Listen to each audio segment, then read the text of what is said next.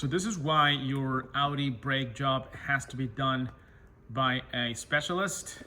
We've seen tons of cases where the parking brake sensors and the electronics get ruined because people go to a non-specialist or somebody who does not know how to do brake pads on these cars.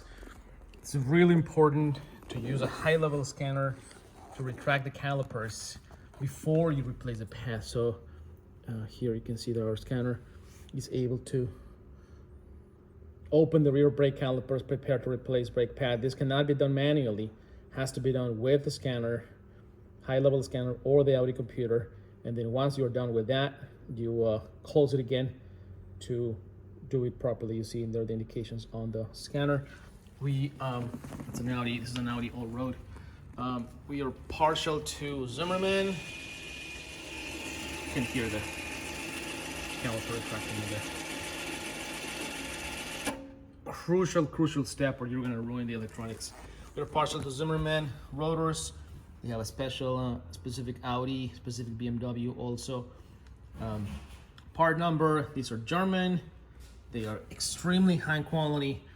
We prefer them over the dealers. And then for pads, our go-to is Akebono. They are the same thing, they have special formulation. They last longer. They're very high quality. No noise, dust, vibration.